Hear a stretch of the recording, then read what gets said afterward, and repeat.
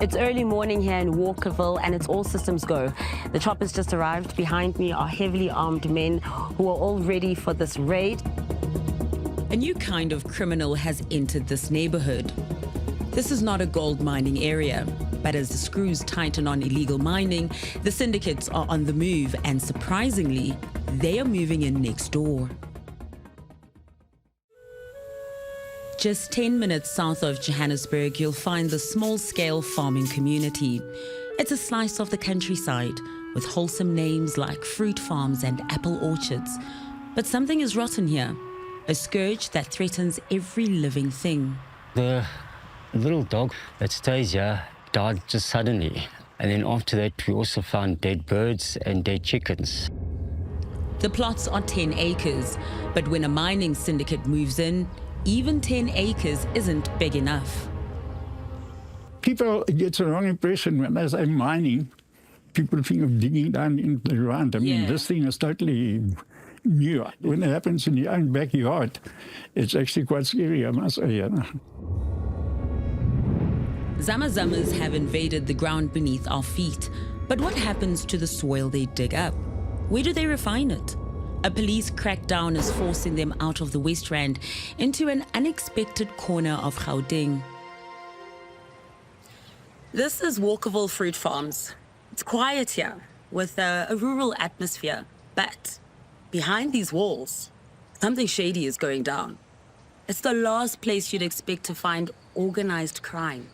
Rudy Leroux has lived here for 33 years.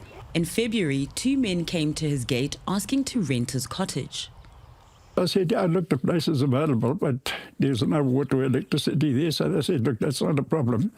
So I said, well, what do you do? So they said, no, they're looking to start a small business, And how much rent were they proposing to pay? 3,000 rand a month. And you thought you're getting upstanding people? Yes, yeah, no, they were very nice people. They really were. Both were from Zimbabwe as well. They're from the 𝗶𝗶𝗀 area, they said, Me being a Zimbabwean as well, it sort of, rang a bell. So I said, yeah, no problem. But within a week, the relationship soured.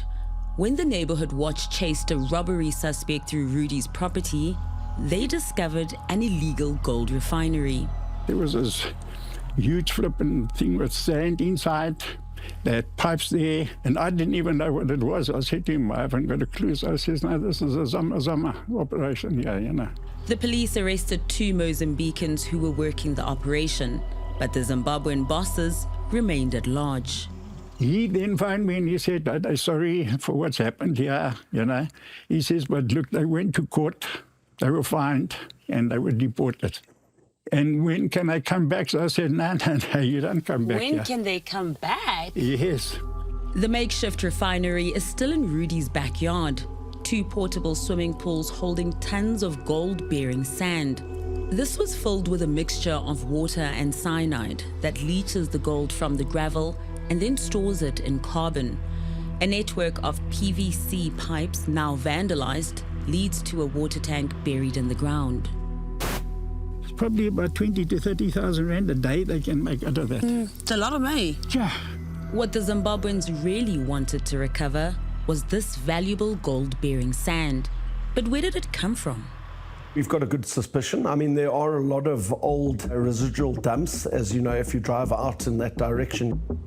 James Wellstead is Executive Vice President of Investor Relations for Sibanye-Stillwater. Their mines are clustered around Randfontein. There are older mines that have been closed, and in fact, we've got our cook operations on care and maintenance. We're waiting for a closure certificate so we can close them fully. But in the interim, that allows illegal miners to gain access to the workings because we are not actively working in those areas. In Randfontein, we found the source of the sand that is being transported to the Midvale small holdings. These holes were closed by Sibanye-Stillwater, but some have been opened again. So this is it. This is where the sand comes from on the West Rand. The 𝗧𝗵𝗶𝗀s are just digging holes in the ground to gain access to the old workings of the mine and the gold-bearing material in the pillars that were left behind. But under increased scrutiny on the West Rand, the syndicates are now taking their plunder 60 kilometers south to be refined in the safety and seclusion of private properties in 𝗵𝗏𝗃. Yeah, that was trucks and buckies that would come in and out, and mainly at night. I think they tried to avoid being detected by police and residents. Dario is a tenant on a Walkerville small holding. He's hiding his face because he informed police about illegal activity in a workshop he shared with other tenants. When I went in, I would get a headache immediately because of the fumes that would be in the factory. You actually battled to breathe. You couldn't stay there. You had to get out of the way. This is the next stage in the process. Here are the bags of carbon. The lethal fumes came from this steel boiler used to extract the gold. The criminality is endangering lives because not only are the chemicals poisonous, but they could also blow up at any second. When they did conduct that raid, what did they find on the property? They found acid and carbon and cyanide. The sodium cyanide is allegedly smuggled over the border from Zimbabwe.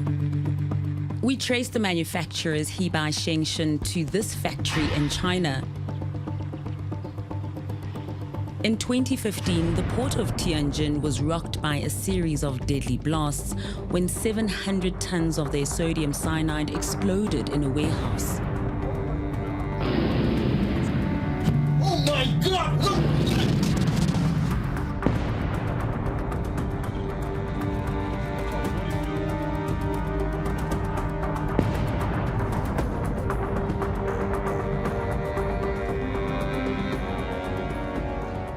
173 people were killed, most of them firefighters unaware of the deadly fumes.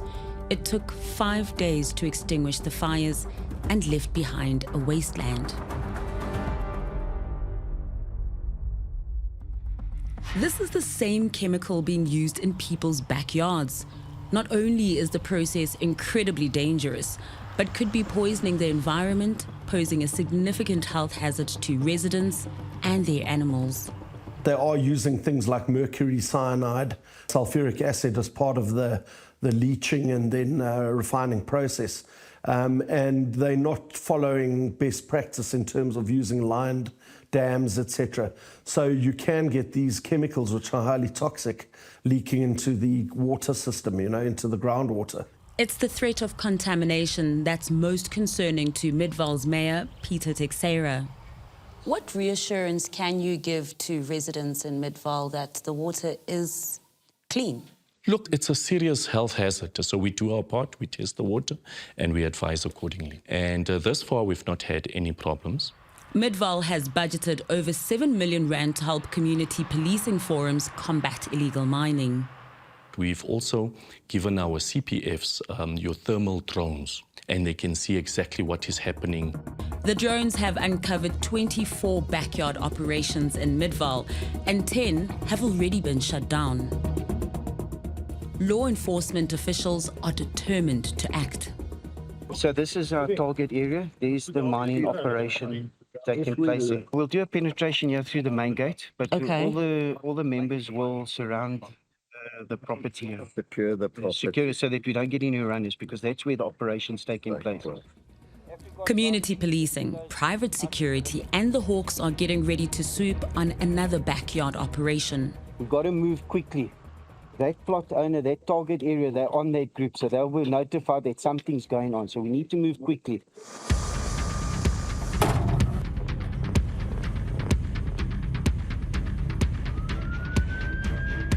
Anxious about the highly toxic and explosive chemicals in the area, they are drawing a line in the sand and going in. These are cable ties, but they act as handcuffs. The 𝗧𝗵𝗶𝘀s could be armed, so they are taking no chances.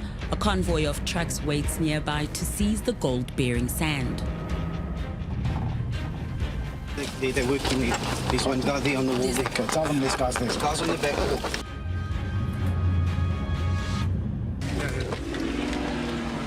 Within moments, a suspect is arrested. I need cuffs to the side, cuffs!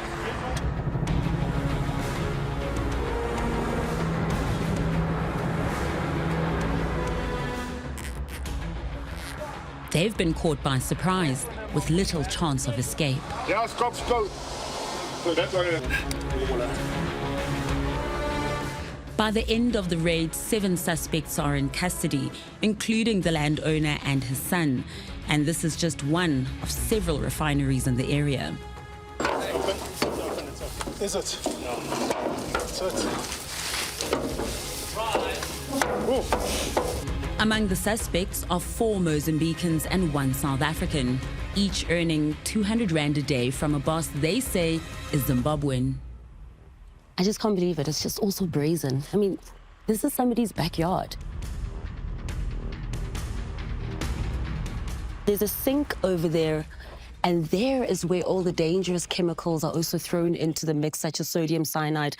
And we've been warned by the police as well not to get too close to it because it is so harmful just to even breathe it in.